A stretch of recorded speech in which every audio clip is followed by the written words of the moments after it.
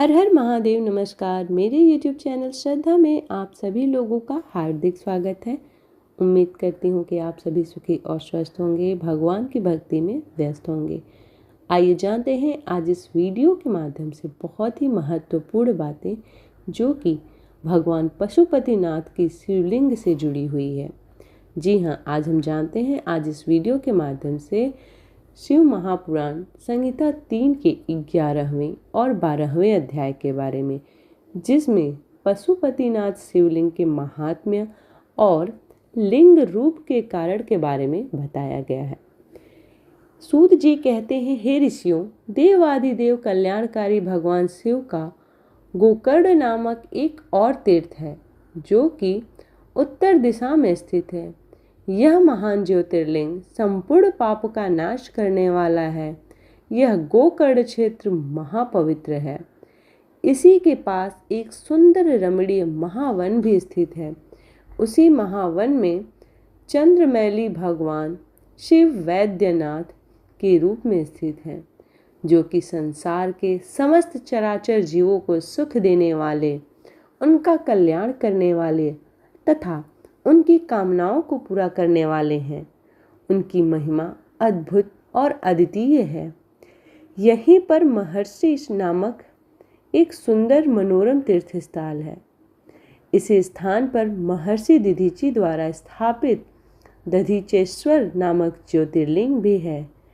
इस पवित्र स्थान पर आने वाले श्रद्धालुओं जब तीर्थ में स्नान करने के पश्चात भगवान शिव का विधि विधान से पूजन करते हैं तो उनकी सभी कामनाओं को कल्याणकारी भक्तवत्सल भगवान शिव अवश्य पूरा करते हैं। तीर्थ में स्नान करने के पश्चात शिव जी के ज्योतिर्लिंग का दर्शन करने से सभी पाप नष्ट हो जाते हैं तथा सभी तरह के भोग और मोक्ष की प्राप्ति होती है। इसी प्रकार नैमिष नामक परम पावन तीर्थ है। यहीं पर ऋषियों द्वारा स्थापित ऋषिश्वर ज्योतिर्लिंग स्थित है।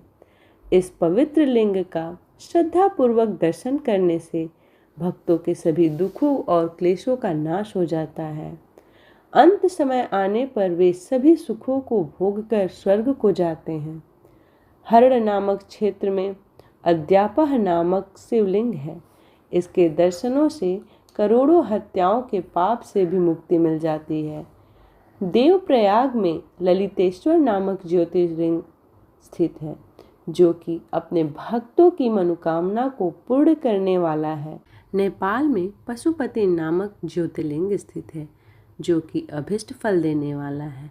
इसके पास ही मुक्तिनाथ नामक शिवलिंग स्थित है। यह मुक्तिनाथ शिवलिंग भोग और मोक्ष प्रदान करने वाला है। इस प्रकार भगवान शिव के उत्तम ज्योतिर्लिंग पृथ्वी पर सभी जगह स्थित हैं और अपने भक्तों की रक्षा एवं कल्याण करते हैं। इस प्रकार शिव महापुराण संहिता 3 का 11वां अध्याय समाप्त होता है। 12वें अध्याय में हम जानते हैं लिंग रूप का कारण। ऋषिगण सूत जी से पूछने लगे, हे सूत जी, आपने हम पर कृपा करके हमें त्रिलोकीनाथ कल्याणकारी भगवान शिव के दिव्य ज्योतिर्लिंग के संबंध में बताया। अब हमें जगत माता शिव प्रिया देवी पार्वती जी को वाण रूप कहे जाने का कारण भी सविस्तार बताइए। ऋषियों के प्रश्न का उत्तर देते हुए सूत जी बोले, हे ऋषिगणों, प्राचीन काल से ही दारुक नामक एक वन है। वहीं पर त्रिलोकीनाथ भगवान शिव का शिवालय स्थित है। भगवान शिव के भक्त ऋषि मुनि प्रतिदिन सुबह दोपहर शाम वहां आकर अपने आराध्य महादेव जी का पूजन, स्तोत्र पाठ एवं प्रार्थना करते हैं। एक दिन ऋषिगण दारुक वन में समाधि लेने के लिए गए थे। तब भगवान शिव ने उनकी परीक्षा लेनी चाहिए। वे विकराल रूप धारण किए नग्न अवस्था में वहां आ पहुंचे जहां ऋषि पत्नियां थीं। उस समय ऋषिगण भी लौट आए। जब उन्होंने विकराल रूप धारण किए शिव जी को वहां देखा तो क्रोधित होकर बोले, तू कौन है जो यहाँ हमारी स्त्रियों के सामने इस प्रकार नग्न रूप में उनका आचरण दूषित कर रहा है? यह तुमने अनुचित कार्य किया है, इसलिए तुम्हें इसकी सजा अवश्य मिलेगी। तुम्हारा लिंग पृथ्वी पर गिर पड़ेगा। ऋषियों के कथनानुसार शिव जी का लिंग जैसे ही पृथ्वी पर गिरा, चारों ओर अग्नि प्रज्वलित हो गई, जिससे सभी जीव जंतु पीड़ित होने लगे। यह देखकर ऋषिगण घबरा गए। वे ब्रह्मा जी के पास गए और उन्हें सारी बातें बताई। ब्रह्मा जी ने दिव्य दृष्टि से सब कुछ जान लिया। तब वे बोले, हे ऋषियों, तुमने अपने घर अतिथि के रूप में पधारे भगवान शिव का अपमान किया है और उनके प्रति बुरे वचन कहे हैं। इसलिए जब तक यह शिवलिंग एक स्थान पर स्थिर नहीं होगा, इस प्रकार का उपद्रव होता रहेगा। इस संसार का हित करने के लिए आप जगदम्बा पार्वती की आराधना करें। ये योनि रूप धारण करें तथा शिव जी प्रसन्न होकर वहीं स्थिर हो जाएं। शास्त्रों के अनुसार अष्टदल की रचना करने के पश्चात उस घट स्थापना करो, फिर उसमें दुर्वा तथा पानी भरो। तत्पश्चात शतरुद्र मंत्रों का पाठ करते हुए उस घट के जल से भगवान शिव के लिंग को स्नान कराओ। फिर देवी पार्वती को बाण रूप में स्थित करके उसी पर सदाशिव के ज्योतिर्लिंग की स्थापना करो।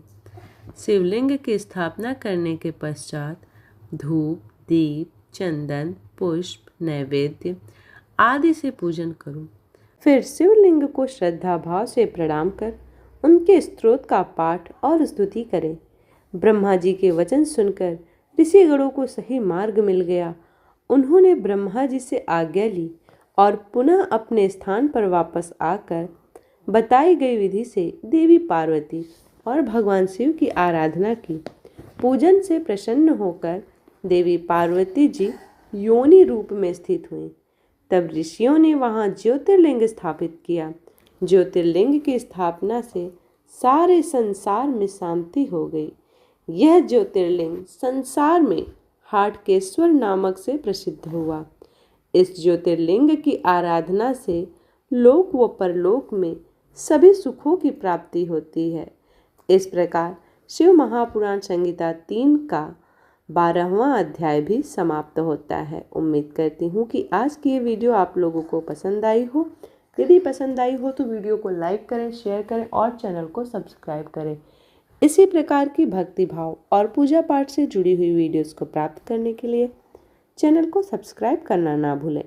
मिलते हैं अगले अध्याय में, तब तक के लिए हर हर महादेव।